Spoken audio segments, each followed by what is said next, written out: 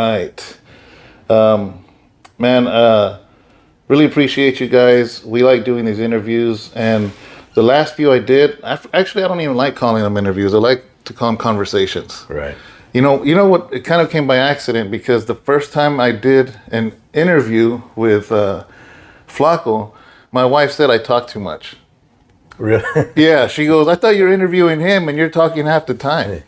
So I was like, well, you know what? We're going to call it conversations then.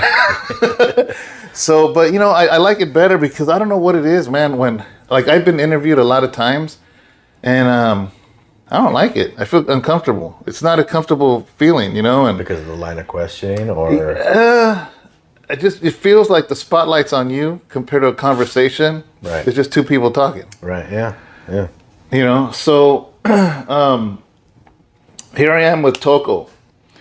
If you don't know who that is, I'm gonna give you a quick, brief summary of who. Is that okay if I do that? Absolutely. Yeah. Yeah. So you were on what's the channel? Stories written by a current prisoner. Stories written. That's such a long name. Yeah. Stories written by a current prisoner. Shout out to Tony too. Yeah, Tony. Tony has an amazing channel. If you haven't subscribed to it, go ahead and subscribe to it. A lot of the guys call in from prison, right? They're in prison. Yeah. I believe a lot of them are incarcerated, or a lot of them recently out, like myself. Yeah.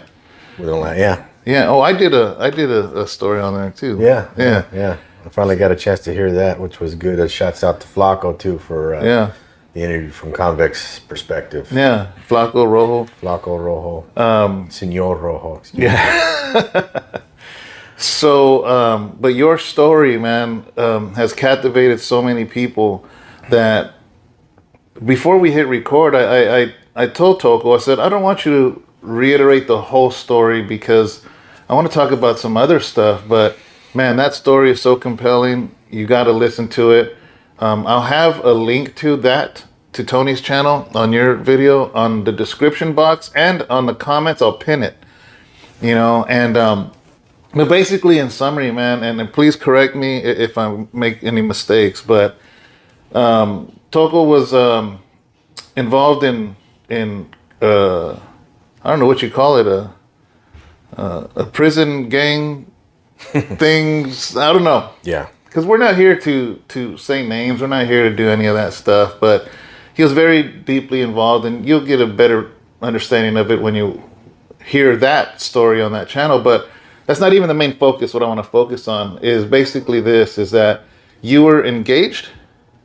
I was engaged, yeah. Yeah, you were engaged to a beautiful young lady, and some things happened where basically, I'm really got to summarize because then I want to tell the whole story, is I'll say this.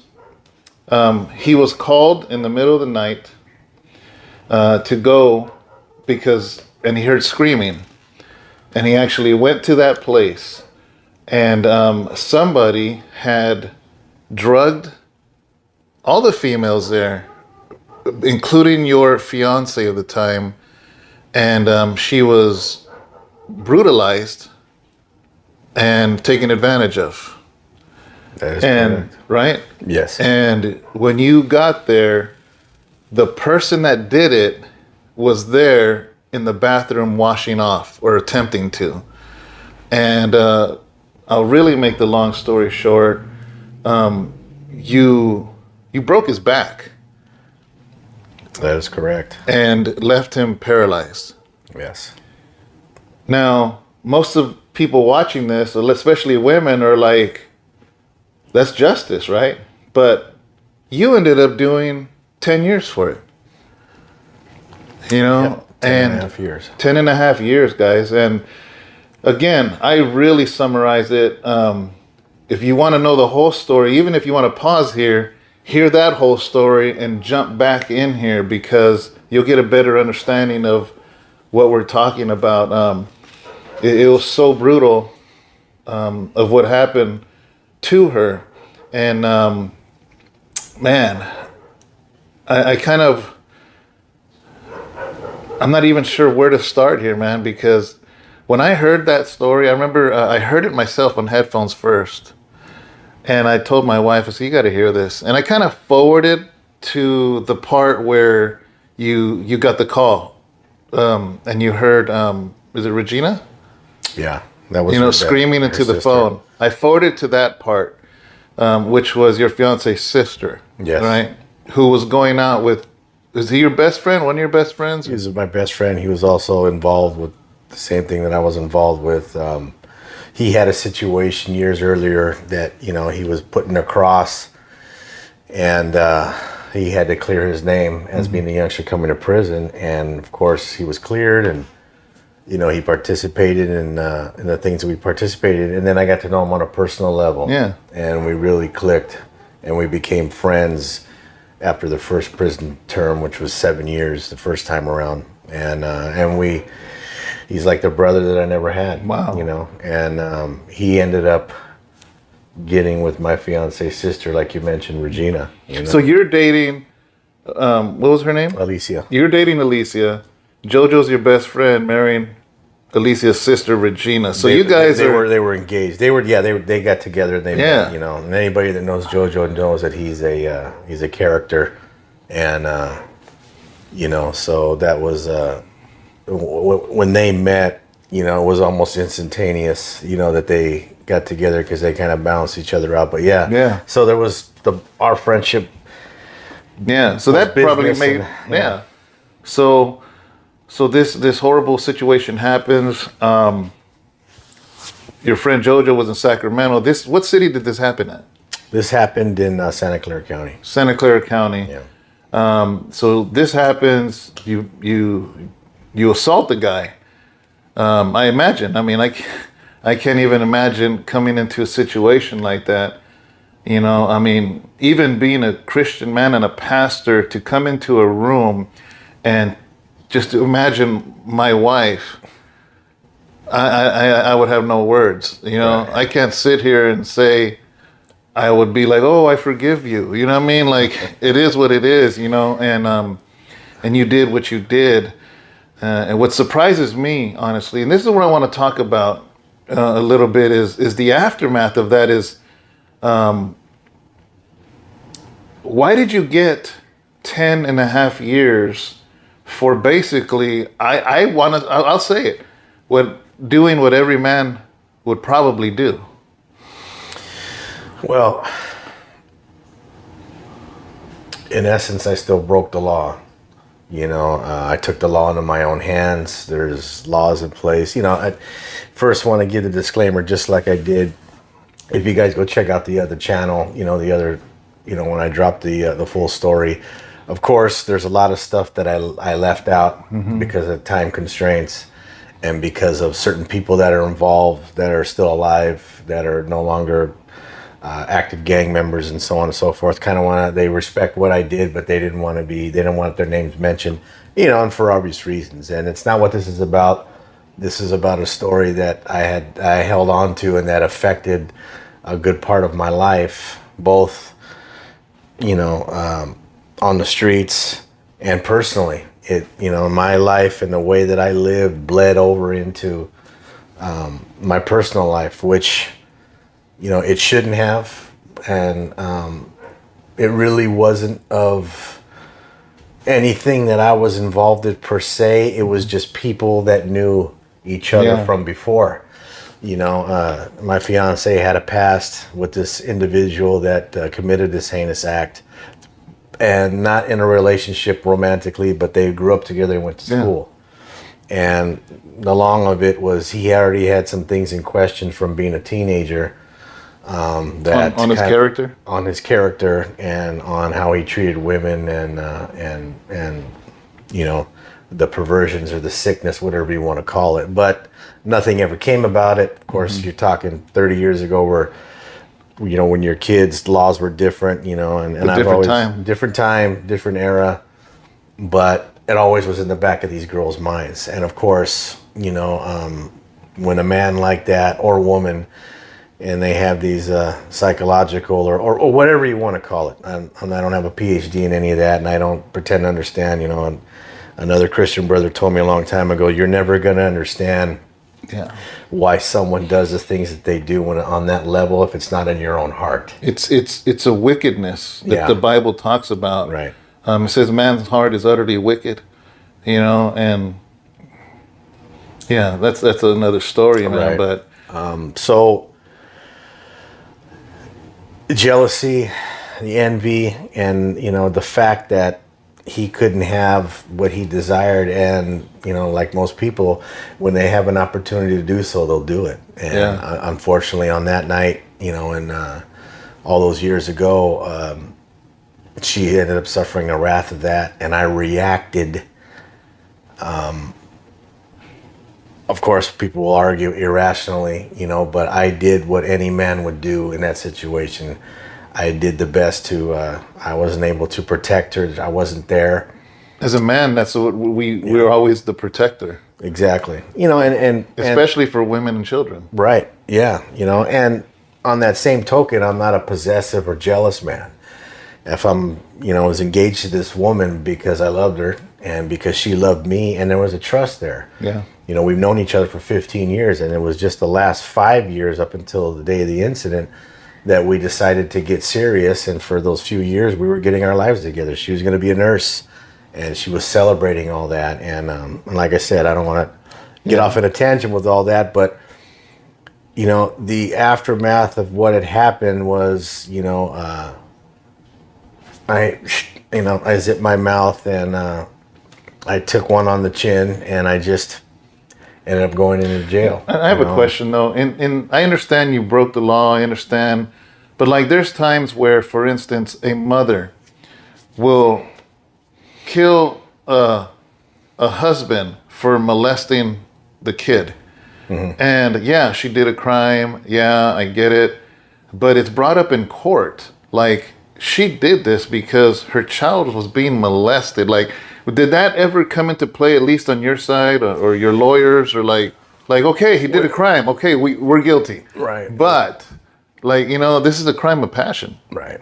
Did that come up? I'm just curious. There was a couple of things that came up with my attorney. Of course, like I said, I didn't give a statement. I waited till I got a public defender, and then of course I told her everything that had happened. Yeah. And she just said, well, we could use this for our defense. This is going to be a separate case, and this guy's probably going to be done. And I just says, well, let me talk to Alicia. Mind you, this is a few months later. She came to see me in the county jail, and we talked. And she just become somebody else because of what happened, and what was she like before this, her personality, her character, and what was she like after this, like immediately within, say, a few months?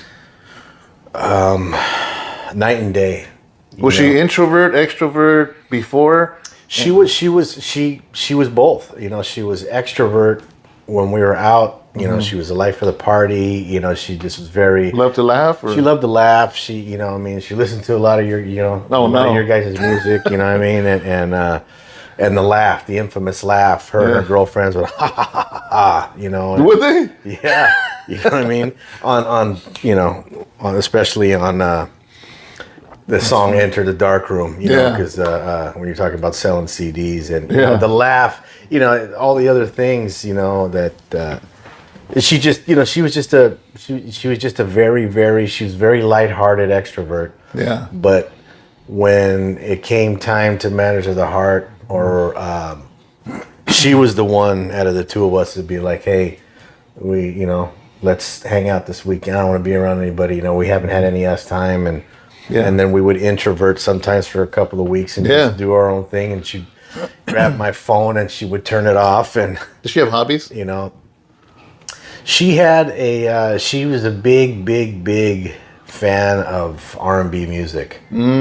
Starting from the Temptations all the way up to like the oldies. And she collected. And she was just, she was the type of individual that she'd hear a song, she'd find out who sung that song.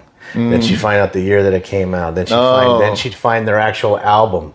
The songs that we'd find for oldies are off compilations. Then she'd be like, it's not just the notations don't just sing I'm still here. They sing this and Yeah. I remember. and there's different versions of it. Listen to this, like Confessing a Feeling. She found the actual, Yeah. not the live version, but she found at a store somewhere in Sacramento, she found the actual full version, because Yeah. the original Confessing a Feeling is only 2 minutes. She found, as Wow. they would fade it out for the 45 singles, she found the full 5 or 6 minute version. I'm still, Wow. JoJo and I have been looking for some of that stuff Wow. for a long time. But that's how she was. Those were her hobbies. Now, forward a couple months after, what was she like? What did you notice? I noticed that she was just unsure of herself. She was trying to fight as much as she could. And, you know, what really devastated her is, you're a woman. I'm trying to put myself in her shoes, which I could never do. But Yeah. I had to not sympathize and feel sorry. Something inside me told me just to empathize, put myself in her situation. Yeah. Here's a woman who's going to be a nurse. She's engaged. We're getting ready to plan a wedding, and she's talking about we're starting a family together, and now that's all taken from you, and you have these other psychological issues now. Which, another point, I know it's the other story, but you said she could no longer have children. That's how bad this brutalization was. Right? Yeah. And she wanted a family. Right. Yeah. I don't know what happened, but I know there was some. It was just it was a brutalization. Yeah. Is the best way I could say it. You know, just out of respect, and I Yes. don't want to get into Yeah. the details and stuff like that. But that just tells you right there. So that's a huge thing for a woman that wanted to have a family, wanted to have a future. It's one thing, a horrible thing happens. But here's the thing, when she can no longer have children, this isn't something she could leave behind. This is something she had to live with for the rest of her life. Exactly. Right?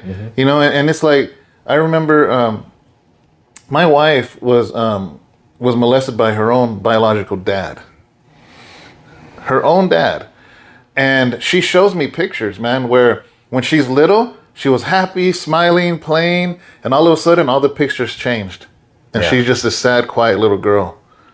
You know, and It's terrible. man, you know, and here's the thing though, is that because and then this happened for a while until her mom caught. Her mom came home early from work and caught him trying to touch her.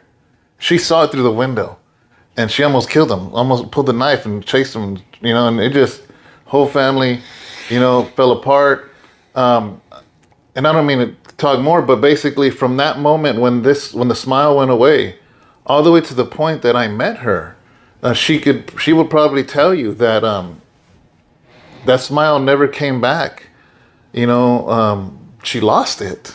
Yeah. You know, and I'm not saying her smiles are fake now, or I mean she's in the Lord and all that, but that robbed something of her. So I understand me not knowing Alicia, but when you say it was changed from months before to months after, I believe you. Yeah. You know, that's never happened to me, and being a pastor, I hear it all the time of women, you know, they share, they'll sit down with me and Sharon and they share what happened or this happened. It's tragedy. And that's the thing that wasn't able to be covered in the other story, because it's a different, it was part of my life story and my career and what I used to be and what I participated in. That part of it was the reason, and that was the straw that broke the camel's back to me to change my ways. Of course, years later, but it just, she came to see me, going back to that, and she just said, you know, I told her actually that, you know, my lawyer said, you know, what happened could be a defense, you know, for me. And she just said, you know, but she's like, babe, we got to be careful, because if you do this and you flip, or I said, what? I'm not flipping. I'm just going to say why, you know, why I did what I did and the reasons why, you know, and. Because of the politics behind it. Exactly. So, I see. So you would go. She knew already. Yeah. And the look on her face, she just says, I'll be forever grateful and I love you, but, you know, there's a possibility that they'll kill me, and then God knows what they'll do to you. So so in case the person that's watching don't understand, why didn't he go that route? You got to understand that he was in a very tight-knit, organized crime group, and this person was somewhat affiliated, so that caused political moneymaker, yeah. That he was a moneymaker for the group, so that created political issues. So you couldn't go and be like, oh yeah, I'm gonna defend myself, because then it looks like A form of telling. yeah, you know, okay, and- okay. That way they could understand, right, you know, yeah. So which would put your life in jeopardy and right, hers. right, yeah. And all that happening to her, it tells you what kind of character that she had. She was more worried about my safety and Wow. not, let everything happen. And of course, there was DNA evidence, and there were things, but because of what I did to him, he was going to be in recovery and in the hospital for a long time. And You didn't know you broke his back at the moment, I didn't know. I had to find but out. you probably didn't care. I didn't care. Yeah. It didn't matter. But I knew I hurt him really bad. But like I talked to you off camera about this, I pulled something pulled me away. Yeah. People could say what they want. The comments.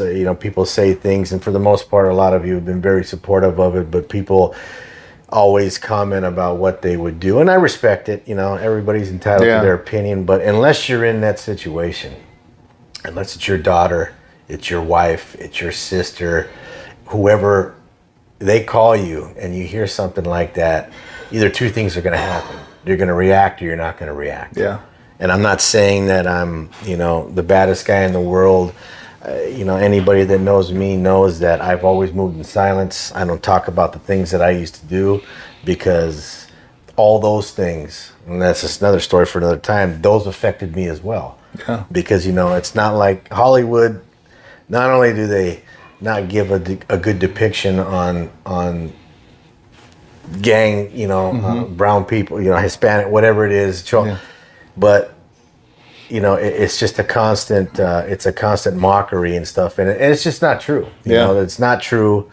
It's somebody's vision, and it's just to sell. And I'll leave it at that. And what had happened, was just truly just horrific. And like I said, if I could do it all over again, I don't think, no matter if I had the heart that I have now or then, I probably would have still done the same thing, because you don't get to do that to somebody that I love Exactly. without suffering some sort of repercussions. Do Man. I feel bad over it?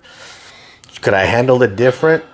Like I said in my story, the only way that part affected me is when, like I said in the story, she told me, all these things that she was going through, the counseling and the Yeah. grief counseling and the stuff that women who are attacked, in those weirdo and sick type ways, what they have to go through to try to heal themselves. Me being incarcerated, she never told me this our whole life, but she told me, she goes, I just wished you would have let the law handle it instead of you. instead of me, because I really need you by my side right now. Wow. So this thing happens. You get arrested for it. Mm-hmm. You're sitting in a jail cell, and she's going through this without you. Yeah. And how long did they sentence you pretty quick? Or how long did it take to actually get sentenced? Of course, they go in by my record, and You couldn't bail out? No, No? my bail Okay. was, unfortunately, the bail was pretty high. Yeah. And then we could have done it, probably put the house up that we were in, but, I didn't, Yeah. there were other things that were going on, behind the walls and stuff, the politics like you talked about. I was Yeah. trying to figure some things out and get some clarification Yeah. on why things were going the way that they were going. But getting back to that part of it, it was probably about another 8 or 9 months later. I mean, because I was looking at 20 to life. Wow. And they put all these different charges on there. And then, once, that's the way they do it. They throw a bunch of charges Yeah. on the wall and See what sticks. See what sticks. You know what I mean? And fortunately for me, Was the biggest part of the prosecutor was the fact that you left him paralyzed? that was part of it, because of one of the charges that's mayhem. Yeah. And Because that's beyond battery. that's beyond battery. Yeah, it's beyond the 415, which is assault with great bodily injury, which Yeah. is a felony. You know, like somebody, you know, you're breaking somebody's jaw, or they hit themselves, or Yeah. or whatever, and you know, so there was just a lot of factors into that. But then probably about 2 weeks after that, I was incarcerated for this. You know, my good friend, you know, Jojo, that I talked about, Your best friend. my best friend, somebody else that was involved, that was trying to help cover up what happened that night. He ran into this guy in the street. They got into it. Well, somebody was standing guard at the door while this was happening to Yeah, your he wasn't fiancé. actually standing guard. He caught them.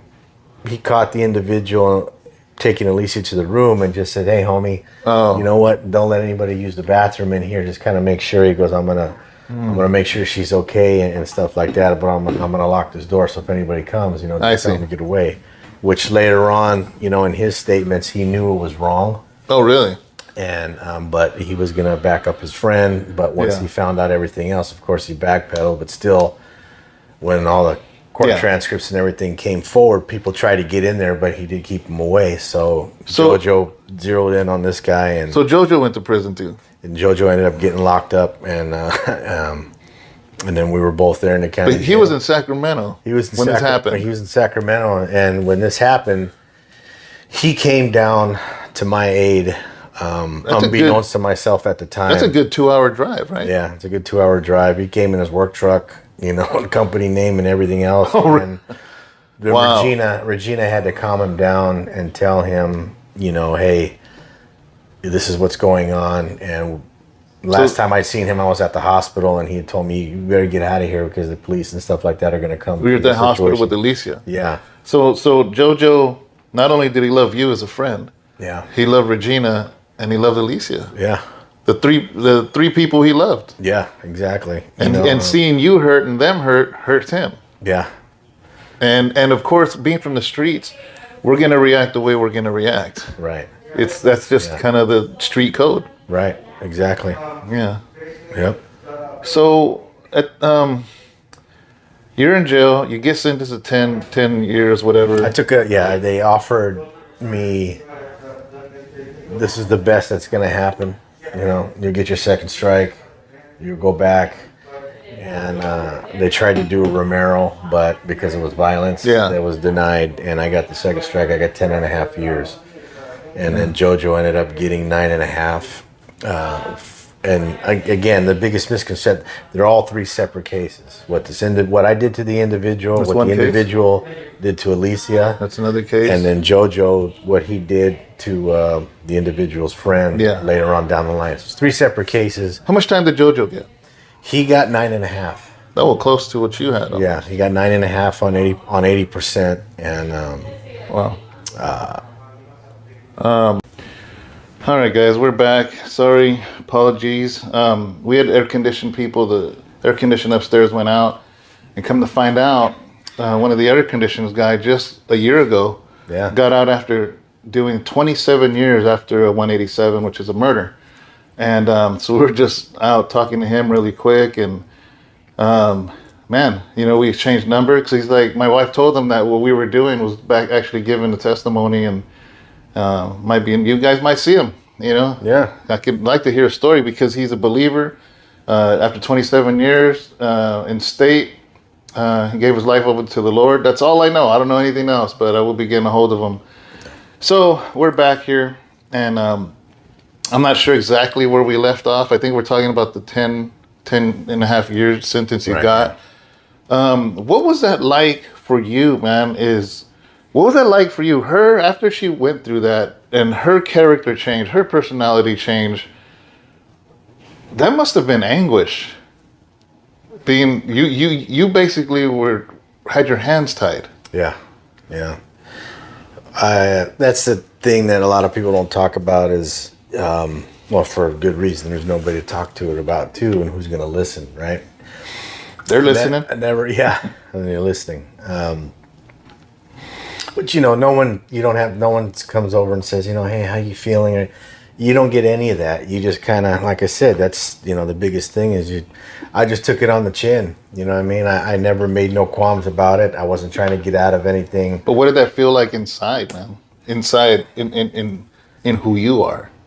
What did that do to you? I put myself in Alicia's shoes, and I just, I knew, here we go, 10 calendars before I was going to see the light of day. And that was probably the hardest thing there. And it just, I knew that something was going to have to change, something was going to give. But I think for the first time in my life, the fear of the unknown really set in. I mean, I knew where I was going, I knew where I was heading, but I didn't know where I was going to end up. Yeah. And I didn't know how life was going to be, that aftermath, that a lot of stories and people are left to speculate about what happens. This is what we're talking about today, is the aftermath. Once the judge hits the gavel, on the bench, you're no longer part of society. You're part of your state property, and you go where they tell you to go. And of course, things that I was involved in, there was no wiggle room with that. There was bigger forces at work, and which is not important to the narrative of the story, is that I went through a lot of trials and tribulations. I was focused as much as I could be on my relationship, and I had to watch this woman who got me to fall in love with her, showed me what love really was, because, our relationship was up and down, up and down. I was no saint, neither was she, and that's not a knock. That's just anybody that's had an up and down relationship with a childhood sweetheart. You're going to grow, you're going to grow apart, and if you're lucky, you grow back together. And we did. We got a lot of stuff out of our systems, and like I said, I was no saint, she dated other people, and so did I. I had other kids from other women, and she accepted that, and her biggest thing, she was a real woman in my eyes, because she was able to separate and put things in their box neatly where they needed to be. And she's like, I don't care about all that, What I care about is if we commit to each other, then that's it. And we did. And all that stuff ran through my mind, is how over and over is just how 1 minute everybody's smiling, to the snap of a finger everybody's crying, and lives. And it just didn't affect my life. It affected JoJo's life. It affected Regina's life. They were already... And her family. And her family, her parents, of course, they separated and stuff like that. And then she had other brothers and sisters that, that aftershock, or that aftermath, when you're victimized, or when you're doing the victimizing, you don't think about the things and the situations. Now, the last thing I'm going to do is sit here and cry about my sins and the things that I participated in. I was a full, willing participant in the things that I was involved in. I knew what I got myself into. That's why taking time on the chin, once you're caught, you're caught. You just got to do the time because you did the crime. But this time, there were victims on both sides, and justly so. What I did was because somebody that I loved was victimized. Yeah. And then the victim, the perpetrator, for what I did to him, it was a contradictory in terms. I'm sure to the district attorney's office and everybody law enforcement wise, because later on I'd found out through my lawyer that a lot of the police that investigated it felt like, man, I have a daughter, I'm married, or I can't, or if it was a female police officer, she's or has like a sister. Yeah. That's where the term, this guy's a hero. Yeah. And I don't, a lot of people feel that way, And it's funny, because that's what I was going to say right now, is many people listening to this are going to consider you a hero. Yeah. I know you don't see it that way, but... Yeah. I'm a very, very humble guy. I don't brag or boast. All my word is all that I have. Yeah. I keep it. If I say I'm going to be somewhere, I do my best to be there. And my whole thing now, after all of that happened, my 10 calendars behind the wall, and then laws changed, and I was able to get out just before the 10, and thankfully so, because several months later, then COVID happened. Yeah. So, and then JoJo got out before I did, but I took that time to reflect, and then I'll share about the story about the corrections officer. Yeah.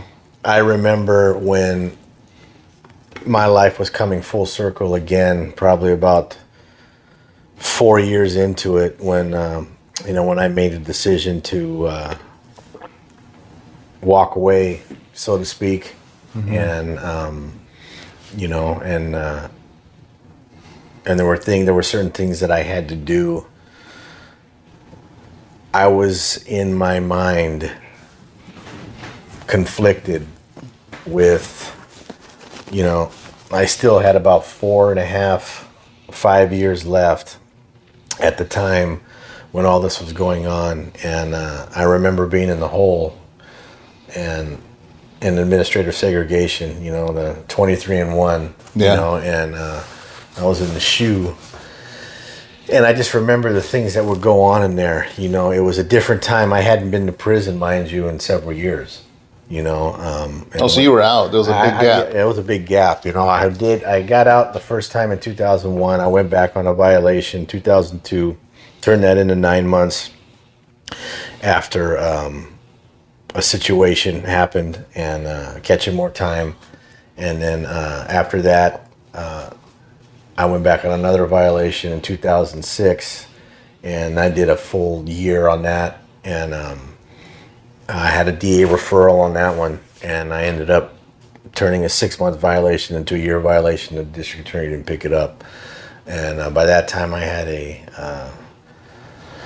I was in the hole, and I was looking at an indeterminate shoe, but I ended up going home. And when I went home, I ended up discharging off of parole that following year. So I was off parole probably for about 3 or 4 years.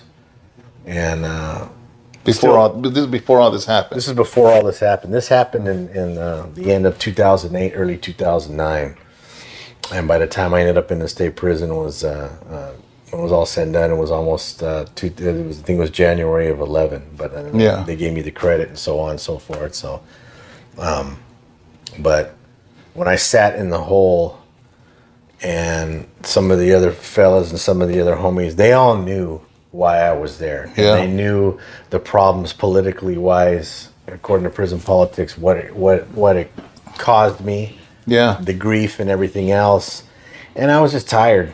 I was tired. I felt betrayed. I felt used. I felt abused. I felt that, I prided myself on giving people their due process and hearing people out, not jumping to conclusion. Anybody that's been involved in the lifestyle that I was involved in knows you're taught a certain way. You're taught how to not let your emotions get the best of you, and because it can cloud your judgment. And I just felt, and I knew that I wasn't getting that. There were people that supported me, but nobody wanted to go against the bigger picture. And when my integrity and my career, so to speak, in that lifestyle was questioned, I wasn't going to be victimized.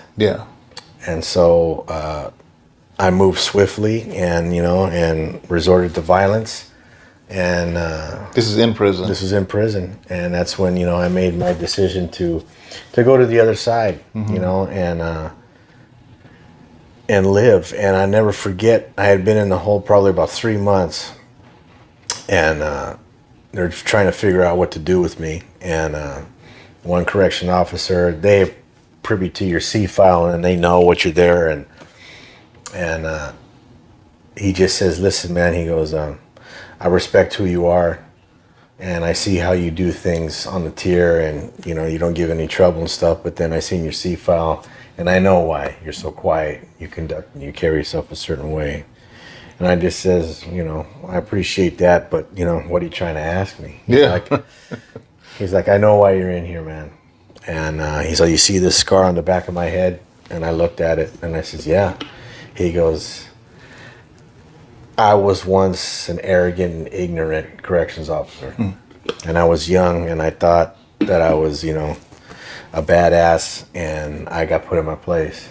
And I was humbled. But humble pie don't taste good. No. And I forget, one of the female guards, I asked her one time during a transport what the stripes meant on her. I think they signify 3 years apiece or I don't know, or 5 years, something like that. So he had like 4 or 5 of them. Yeah. And he says, I'm not a lieutenant. He goes, this just means Wow. I have a certain amount. He had over 20 years in. And he's like, look, he goes, I know why you're here. And I know what happened to your girlfriend and your fiance. Wow. He goes, it's tragic. He goes, but the one thing I can tell you is, God's never left you. What did you think when you heard that? And if you don't know God, he goes, I would suggest that you get to know him. Wow. Because he's by your side. Everything you're going through right now, taking you to this shower, being in the transition from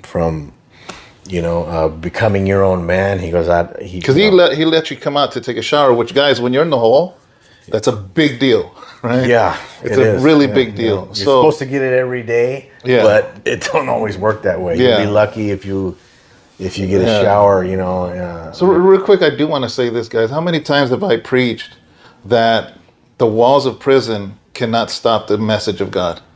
There's no wall, there's no prison, there's no solitary that can keep Jesus out of it. So I just want to throw that in there. Yeah. So he will use a correctional officer to reach those that he loves. So anyways, I don't want to mention his name because I don't know if he's retired or not, Yeah. or put his business out on Front Street. But I thought that was really, I've never had any issues with any correction. It's always been, like I said, when you're living a certain lifestyle, it's always business. But that particular, where he kind of went out of his way to let me know, like, hey, you got a raw deal. Yeah.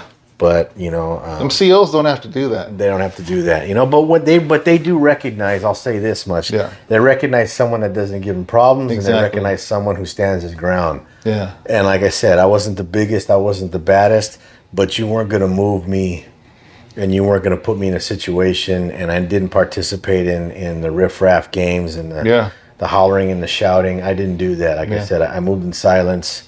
And I had a lot of things going on in my mind, and God was the furthest thing from it, because I just felt that, where was he at when this was happening? How could he let this? I went through all that Yeah. stuff. If there's a God, why did this happen to her? Why didn't he intervene? Right. So either he don't exist or he don't care. Right. That's what the conclusion most people come down to, right? Exactly. So all of a sudden you got the CO saying, God never left you. Yeah. And Did you roll your eyes? no, because that's the other thing. Yeah. Even though I was what I was, I still had a line that I wouldn't cross. I never was reverence. blasphemous. I never was, cursing or doing all that other stuff. Yeah, I mean, I'm like any other man. I've used the Lord's name in vain, jokingly and stuff like that. But to sit, But there you respected and reverenced to sit God. yeah, exactly. But to sit there and curse and turn into some vampire because I turned my back. No, like in the movies, right? The dramatic. I renounce, and then The Bram Stokers? You thought? yeah. It's I'm making light of the situation, Yeah. but I know exactly what scene you're talking about. exactly, because that's it's funny because why he became Dracula, according to Bram Stoker, was because he was betrayed by. It's actually one of my the favorite church. books. Yeah, That's You an know what I old mean? school book, man. It was written a long time ago. Exactly, and Gary Oldman did a really good Yeah, he part, did. where they spoke in the old language and Yeah, stuff, and yeah. that's my favorite, horror love story that there ever Right? was. I don't even like horror movies, but Yeah. I like that movie. Yeah. So anyways, we're sidetracking because Yeah, you're a exactly. movie guy. That is 10% of my movies. That Exactly. thing is racks full of DVDs. So I'm a movie guy too. Yeah, So yeah. that's another video, guys. It's another video for another so, time. so let me say no this. longer in the dark room, we're in the light room. You know what I mean? So he started talking to you about the Lord multiple times? No, just that one time. Oh, that one time. And to answer your question, I didn't roll my eyes. I looked up at him like I'm looking at you, and I said, I appreciate that. Wow. And he kind of, put his hand on my shoulder and kind of tapped and be like, I'll be back in a few minutes. Wow. I just wanted to tell you that. But that show of kindness, guys, it means everything. And here's a point you're not bringing up that I'm going to bring up, is that when you're in solitary, you're treated as you're made to feel like an animal, because even when a nurse comes to see you, they have you go backwards, put your hands out of the slot, they cuff you up. At least that's how I got dealt with, you know what I mean? And where I was at. And basically, you're just a number. You're just a number. If anything, you're a last name, never first name. Did he ever? Is this the officer that called you by name, or no? That's somebody else. No, yeah, he was. He called me by name. He called me by Because that's my a name. big deal. At least Yeah. for me, being Yeah. incarcerated in solitary, that's like it makes you feel human. Yeah. And not only that, but when the officers that work back there, you know, I get a different respect for them, you know, and I don't care what anybody says. I'm a different man now, and they're human beings too. Yeah. It takes a special kind of CO to work back there because yeah. you're around everything, but you also don't have the movement, so they get a chance to see who's on their tiers, Yeah. what kind of people they have, and they treat you accordingly. And you know, I was always lucky, whether they were female or male officers, young or old. All the yards and things that I've been on, even when I was inactive towards the tail end of my sentence, it's all about respect. Yeah. It's all about Everything's on respect. yeah. That's all you got. Yeah, exactly. But just like those individuals, there's some that just they hunger for the power. But for me, it just kind of showed, you know, someone took an interest, and then later on, it was because of the situation that had happened. Here I am, you know, having to pay the ultimate price, and my life was turned upside down. But yet, I'm getting these little lugs about. Yeah. I'm going in the right direction. Yeah. I'm doing things that are going to benefit me later on. And, you know, probably the best thing that happened was, you know, fast forwarding to probably about a year and a half before I was going to go home, JoJo ends up rolling up. And we hadn't done time together for about 15 years on the same. He hit where you were at. He hit where I was at. And So that's right before he released. yeah, that was right before he got released. Wow. Because there was a lot of guilt that I carried over his situation Yeah. because what he did for me. And what a lot of people don't know is that I think I talked about this on the live when I was in Texas with Flaco and Rojo, is that you know, Regina and him really had a falling out because she wanted him to renounce everything. Wow. And we're gonna get married and stuff, and he just kind of, anybody that knows JoJo is just like, you gotta go, you gotta do what you gotta do, girl. I got to You know? meet this JoJo. Yeah, you know, he watches this stuff and he'll see it, you know. JoJo, what's up, man? We got to have a burrito or something. Yeah, exactly. You know what I mean? So I want to know what happened to Alicia and at when. Where were you at? What happened? We had kept in touch throughout, but that's when I found out, probably about 3 or 4 years into it, that her drug addiction, that I didn't even know that she started turning to substances, Yeah. drinking and stuff, and Which is perpetuated by what she went through. right, you know. And we had, last time I had talked to her on the phone was when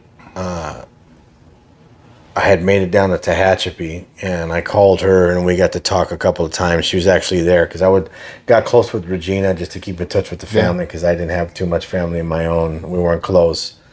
And that was my contact to the outside world. Yeah. She was there and she cried, you know, it was an emotional. She's like, "You're okay?" I said, "Yeah, I'm fine. You know, it's a few more years. How you doing? You know, what's been going on?" And that problem, I didn't think of this till now. I'm sorry to cut you off, but I feel like that weighed even, besides what happened to her, the fact that you were doing time for what happened to her. That had to have weighed on her, whether you realize that or not. I tried to, you know, she tried to always tell me, God, it's been so long ago, you know, a lot of that stuff. And that's the other point, is when you're in solitary and when you're locked up, you know, I know we joke about it, but you become heartless, and not in the sense where you're callous No, I know what you and, mean. and no forethought for anybody else, but you just, like I shared this with you before, David, there would be times where I wanted to cry. There'd be time, and I would just be so exhausted that I would feel it come up, and then something on its own. Yeah. I can't explain what it is. It goes away. Yeah. You know, and you know, and talking to someone afterward, you condition yourself so much to when you can do that, you know, with your feelings and just like it's like Which that in itself is a part of incarceration. It's part of what do they call it? Institutionalization. Institutionalization. Because we're human. We're made to have emotion. We're made to have feeling. We are made, you know what I mean? God put it this way. To me, the most manly person that ever exists was Jesus. Right. And there's a Bible verse that said Jesus wept.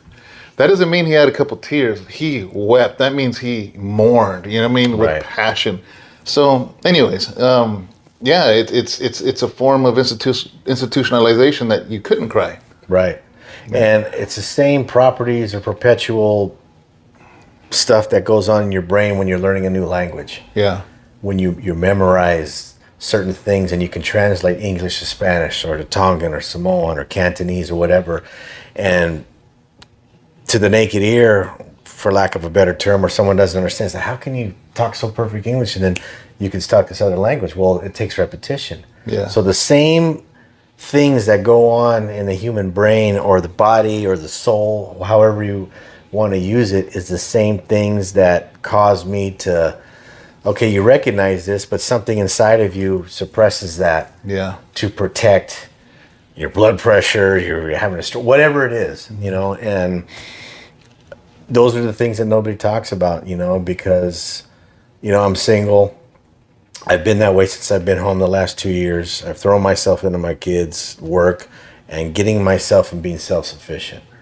And, So what happened to her? That's what we got back. oh Came yeah, back I to forgot that. about that. You could edit that. And when did it happen? Were you inside or outside, and what happened to her? In case they don't know. So we had a conversation about a year and a half before I came home, and we wanted to get back together, but she just felt, and this is the deepest that her and I have ever talked about what had happened to her years earlier.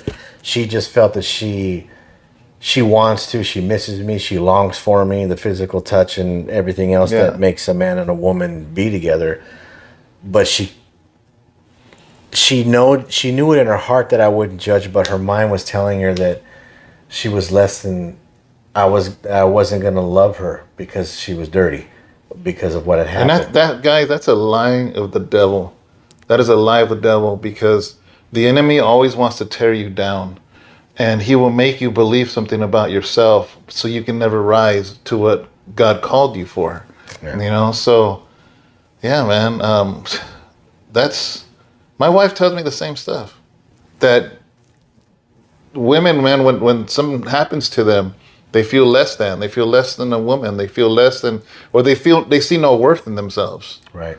You know, and so you guys had this deep conversation. Mm-hmm. Is that the last conversation? That was the last conversation, and then she was going to go into rehab. And then when I was able to use the phone again, because we went on. So she wanted to clean up. She wanted to clean up.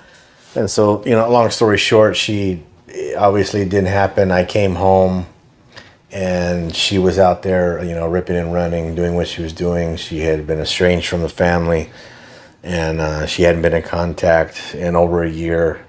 And then I think one of her sisters said she was down in Los Angeles area and stuff. And then I had to, you know, worry about parole and getting my life together. You know, like I said, the part that is not attractive or people that don't want to hear, but you know, you're basically, once you're done, you walk out that door and you're expected to be a productive member of society. Yeah. You know, so I took advantage of every program that I could to help me get on my feet and be successful. And then I ended up transferring the parole out of state, you know, and moving. So that's where I've been, you know, Yeah. outside the continental U.S. in Hawaii the last couple of years. And But you're Hawaiian, right? You're not even Latino. yeah, no, I mean, my great grandfather Yeah. was Mexican, so you know. So what language do you speak? So there's I when I was younger I spoke Tongan, and then when I learned Samoan. Like And then fluently, English. or just a few words here and there? Now, yeah, it's just a few words here and there, you know, Yeah, because I wasn't okay. raised Yeah. when I was younger, when we lived in Hawaii. So do you understand it more than you can speak it? Yeah, I That's how I am with Spanish. Yeah, I understand it more Yeah. than I can. I speak I very can speak broken, but I understand probably 90%. Right. Yeah. You know, and then, you know, like I said, when we came here, we lived in a very diverse neighborhood. You know, we were the only Islanders that were there, so I was Yeah. embraced by La Raza, and Yeah. that's where I chose to hang my hat. You know, and I've been living that way ever since. You know what I mean? I really identify with everything. Yeah. You know, my yeah. body's marked with all kinds of different Aztec stuff. You know, of course, Yeah. with the meanings behind them and things. And Yeah. but So you talked to her the last time you got out. She was in LA somewhere, estranged from the family. she was estranged from the family, and that's when I heard the pandemic had hit. So you know, you're at home and you get in and you check out YouTube. You want to occupy your time, and then Yeah. I seen Paradigm News Media first, and Boxer's channel, and I had heard about his book, which was considered contraband on the inside because it was gang related, Yeah. not because of whatever. So, then you heard all it's a good book and it's really detailed. So he was narrating it. Yeah. Yeah. So I bought the book, and Yeah. He did a great job, actually. he did Amazing man, job. He's an amazing. I don't know him, but I remember going to the channel. Somebody had told me about it, and I'm like, wow, this guy's a natural born narrator. Exactly, and it's his life story, so Yeah. it puts you. It's like you're walking over his shoulder. But even now, he reads other people's books, and it sounds amazing. Exactly. He makes their books sound better. Yeah, exactly. Yeah. And so that's what I I got into all this YouTube stuff. And then Flaco and Rojo had started the channel after hearing their stories, and as well as Gunner and all that.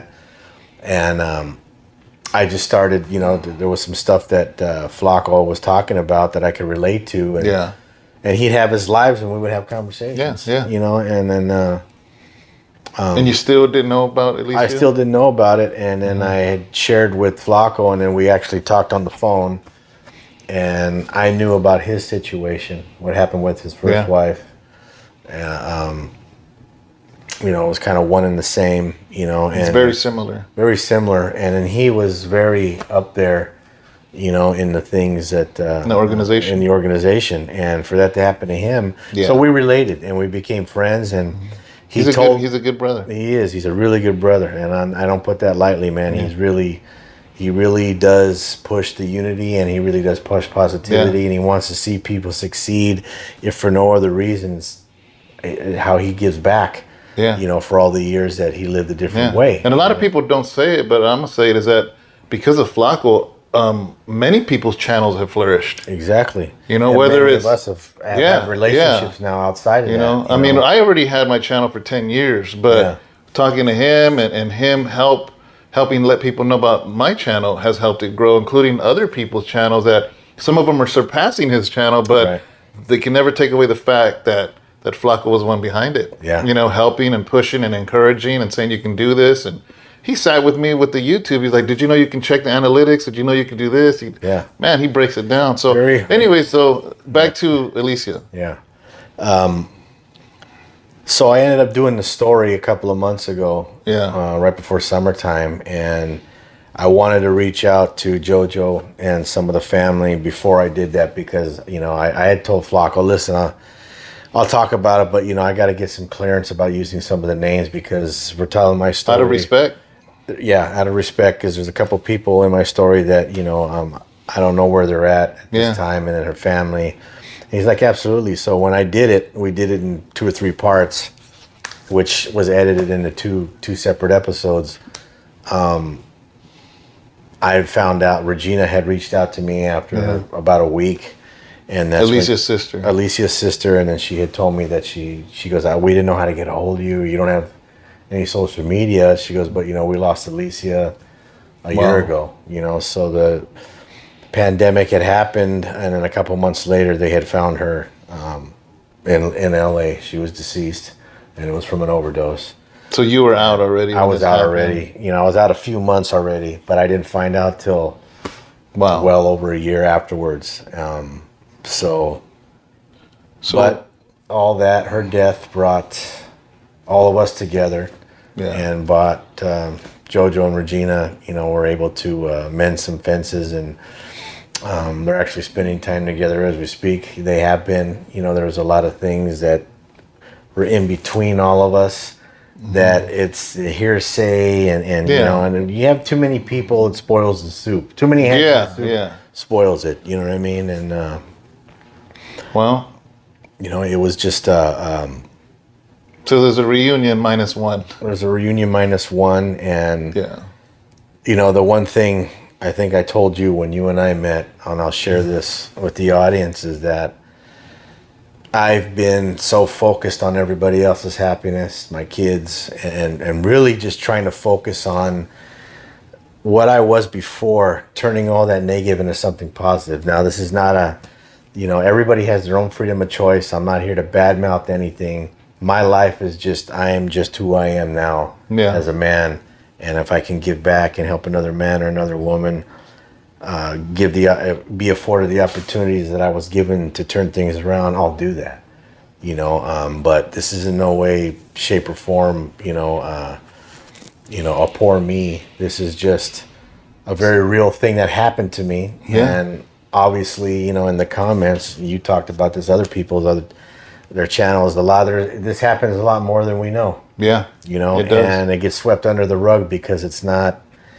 You know, it's not fancy. It's not guys wearing blue or guys wearing red or drugs, or this is stuff that, you know, gets down into the soul, because, you know, all of us have kids, or we have a sister, or we have a brother, and no one wants to hear about things like that. And you know, it can be very, very, very difficult, you know, and the best thing that I did was bring this story to the forefront. If nothing else, anybody that knows me knows I'm a very humble guy that stays back. But, you know, I believe in what Pastor David is doing and everybody else that's involved, you know, and I want to be involved in that, because, you know, when you take for so many years and you have the loss that I've had, you know, there has to be some light at the end of the tunnel, you know, and I'm in a very good place. And Regina had told me during the fight, you know, she kind of grabbed my face like her sister used to do, and she just says,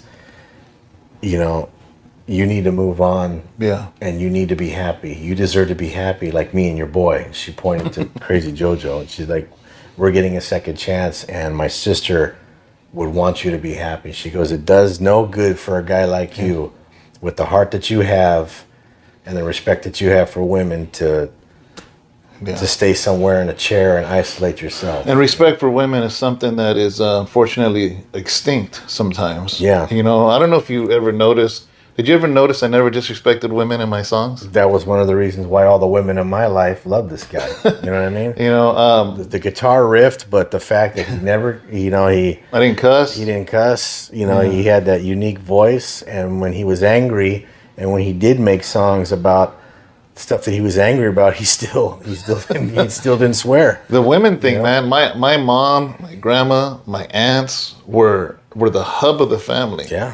So all the women in my family were very highly respected. So I didn't have the mindset to, you know, I'm just like, I can't make a song disrespecting women. What if my tia hears this? You know what I mean? Or at the time, I only had a daughter in the beginning.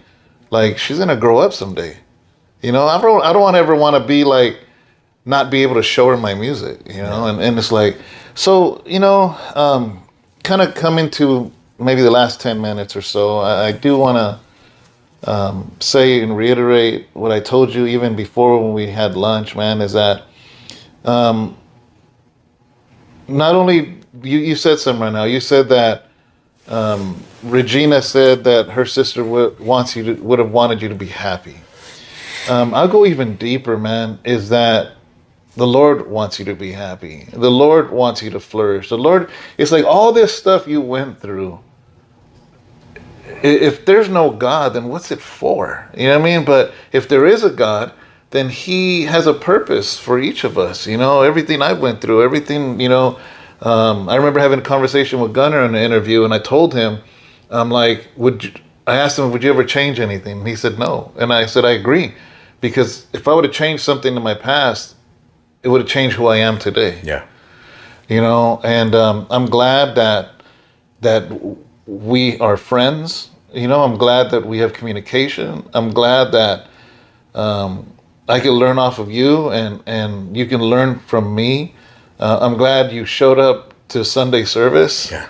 You know, that was awesome. That was a huge blessing just to know you were there. And I did not shape that sermon because you were coming. That's what I was going to preach. You know, a lot of times people come, you made that for me, huh? I was like, dude, I'm just going to be led by God, and I'm just going to say what I'm going to say. Yeah. If it fits, then that was God talking to you, know, but, you know, I like the direction that you're going, that you are associating yourself with people that are not only positive, but are leaning to the Lord, you know, because I know that even Flaco, you know, Flaco is a Christian. He says, he goes, man, I mess up and this and that. But here's the thing, right? He connects himself to me. And the best thing I can do is be a living example to him. Right. I'm not perfect, but I follow the one that's perfect. Yeah. You know, and even the Apostle Paul says, he was in the way I follow Christ, follow me. You know, and so that's a heavy weight, you know, for me to, that's why a lot of people that stand behind the pulpit, they think it's just about preaching. No, man, the preaching is the least part. It's the living example you set that's the most important part. Right. Because somebody can preach amazing, but if your life is different, then what is that? You know, you got to reflect the life you live. You know, you got to reflect the preachings or the teachings that you do, you know, and just the fact that you're sitting here with me, the fact that you know this is a Christian channel, the fact that this is reaching people, you know, and I hope and I pray and I know that it's leading you in a direction closer and closer to the Lord. I'm not saying you're far from the Lord, Right. but I know that something good is coming from this. You know, there's healing that needs to take place. There's healing that is taking place. Actually, I feel like you did this. You did the interview on Tony's channel, and then finding out about Alicia, and now with JoJo and Regina, us meeting, you meeting Flaco, us right here, right now. It's a build up to something. Yeah. You know, would you agree to that? Or? Yeah, I do. I really do. I feel that for the first time in a long time, I'm not on my track. I'm on a spiritual track. You know, where that's going to lead, I have no idea. But you know, I'm not in the driver's seat. I'm just here, and you know, I vowed that I was going to put myself around people that were going to uplift me. And one hand washes the other. I was going to be able to do the same and be there for them, regardless of what form or fashion that was in. I really, really, really meant what I had said to myself. That's the thing. I didn't make any promises 10 years earlier, 12 years earlier now, and that I was going to change and do all this, because I never talk about it. I be about it. Yeah. You know, and the living proof. You ask me, hey, when I'm there, brother, you know, Flaco asked or whatever I could do to help, then I'll do that, you know, and I don't need to be in the limelight, right? I know a lot of people have said, you know, I should be starting a channel, or they were asking Flaco if I had a channel, but, you know, I don't know. I don't want to never say never, but, you know, at the time, all you guys are covering everything from every angle, you know, and I'm in full support of that. You know, I supported so many things that disregarded me later on in life, whereas with this, it's a good part of being, you know, it's a good part of my history to be part of this legacy, you know, and going to the church was so many good people that were there, you know, the House of Rest. If you haven't gone, check that out if you're in the Modesto area on Sundays. And you know, and we stream them live, so they can wherever you're at. You can watch. And I do that too when I was in, you know, when I was in the islands. I do that, and I would, you know, try to distract the pastor there, and you know, hey, I see you, Joe, and he would just keep going with his things, and it's just from, you know, one door closes and another one opens. You know, her losing her life wasn't in vain. I've had a lot of time to reflect and think. You know, and I know that I have to stay spiritually fit, and also I have to be alive for the people that do love me that are still here. If I put myself in the corner and dwell on things I had no power over, then I'm really doing myself, and God a disservice, So I take everything, as it comes, and if I'm able to do something, I'll do it. If I'm not, if I don't understand something, then I'll reach out until I do understand or until I'm available to do it. And I just, no, it's not the most exciting and war story ridden, but I'm past all that. Yeah. And those are stories that I tell off camera with those people that can understand and relate. There's a time and a place there is for everything, but this is mainly about, reflection and the aftermath of what happened and the trials and tribulations that I went to bring me to this point where we're doing this video right here for your channel. So I appreciate that, and I'm glad that we're not homies. Yeah. We're friends. This is a genuine friendship. We clicked right away, and stay tuned, everybody. There's a whole lot more to come. Yeah, there is. I mean, I think ultimately for me, I want this to be a video to letting men know we have to advocate for our women. We all came from a woman, first of all. Like Tupac said, we all came from a woman, man. Whether you respect that woman or don't, you love her, or she was a bad mother, the fact is you wouldn't be here without a woman, and we have to advocate for them. We have to, the Bible says that they're a weaker vessel. Not that they're weak, but they are the weaker vessel. They are the weaker gender. And God has given us the responsibility to protect them, to protect our women, and that has been ingrained from the very beginning, and that's the very thing, even in the beginning, Adam and Eve. When Eve was tempted by the serpent, where was Adam? Where was Adam? Because the responsibility was on him, and a lot of times people want to blame Eve for causing Adam to eat that. And I'm like, no, the blame is on Adam because he was called to protect. He was called to be a covering for her, and there's so many things, man, that are going on now, human trafficking, a lot of things that are happening, and it's happening in your city. And I want to say this to anybody. If you know of things that are going on and you are not saying something, where does that put you? These are humans. These are women. They have dreams. They have, they're people. You know what I mean? Yeah. They're like, oh man, she's this or she's that. Who cares? No, man, that's somebody's daughter. And if at the very least, that is somebody the Lord loves. Because a lot of these girls are out there because mom or dad don't care. Yeah. But God cares, so we just want to be an advocate, you know what I mean? And I want to say this at the very end, okay? And somebody might disagree with me. But I'm a true believer that the wrath of God still exists. Now, what happened to this person that went paralyzed? He might even be watching. I don't know.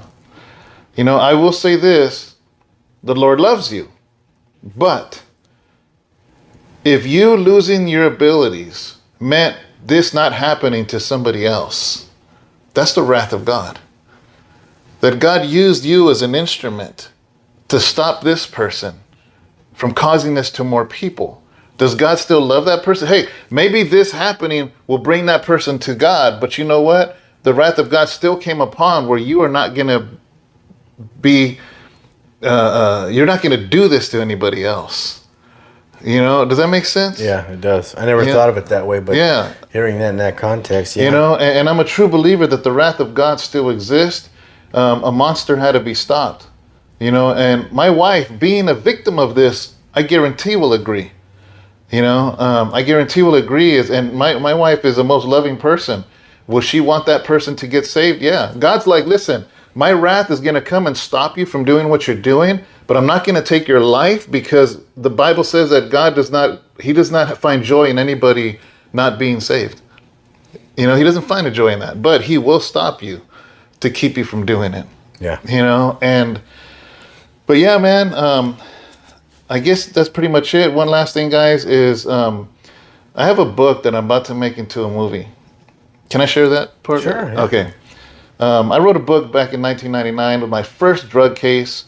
I got caught, I think, like a Snicker bar of meth. It was under my seat, and I ended up getting a year and I paid to get a house arrest with an ankle bracelet, and I had to report. I think once a week or once a month, I had to report in. But I had an ankle bracelet, stuck at home. A year back then was like 8 months or something Yeah, like that. I don't remember county time. Right. I did it at home. I was bored out of my mind. I was in the height of my career, my music career, and so I wrote a book called "Midst of My Confusion." It was a fictional story I made up. I put a couple real life incidences in there, but nevertheless, it was a made up story. I just wanted to put out a good novel. I'm a reader. I'm an avid reader, and that was written. What is that? 21, 22, 22. 22 years ago, I wrote that book, roughly. We're about to make it into a full feature film. And when I talked to Tokol, I said, you know what? Would you ever mind being in a movie? I don't know what your reaction was or what you thought, but I said, because there's a character in there. Not a huge part. It's not a starring role, but there's a role where Joaquin goes into county jail and he meets an OG. Joaquin is only 18. So I'm not saying you're old. But to an 18-year-old, we're old. We're old, yeah. You know, and he schools him, guys. I don't know if you've read the book. If you haven't, you can get it as a paperback, as an ebook, and even as an audible where I'm the one narrating and reading it. But even if you've read the book and know the story, trust me, you're going to want to see this movie. But you accepted to do the role, right? Yeah.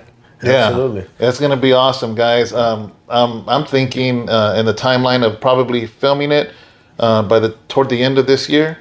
And as far as releasing it, I'm not sure. It all depends on how I'm going to release it, what platform I'm going to release it. It will be available, worldwide. I'll tell you that. Not in theaters, but there's so many different platforms. There's Netflix, Amazon Prime, there's Vimeo. There's a bunch of ways now. That's why I stopped doing movies, because there was no platform. But everything's changed now. Now we can do a production and just have it reach the world, So really excited about that. Really excited about you taking on that role. That's going to be fun. It's a lot of fun. Yeah. There's a little taste of it, guys. I got all these lights in here, and it's like a full production. Looks like the Oprah show right now. 30 people you can't see behind. It's full production. Okay. Yeah. So, I was giving them a taste of it. I was like, this is what it's like, man. I showed them the camera, the 4K camera we have for the filming.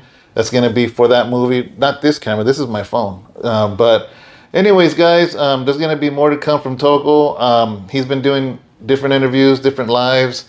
I'm sure this ain't the last time you're on this. I know this was the longest, but I think they'll appreciate it and watch it because the story's so captivating, man. And I just appreciate you just sharing your heart, I appreciate the opportunity anytime. Any shout outs, anything you want to say to anybody? Or just thanks for tuning in, and listening to the story. Hopefully somebody can get something out of this, and I know a lot of people say, but I really mean that, if it affects one person, for them to think about what they're doing or how they're living, man, then it was worth it, and God bless everybody, man, and stay tuned. More things to come. Thank you. All right. Bye. All right, I'll cut it right there.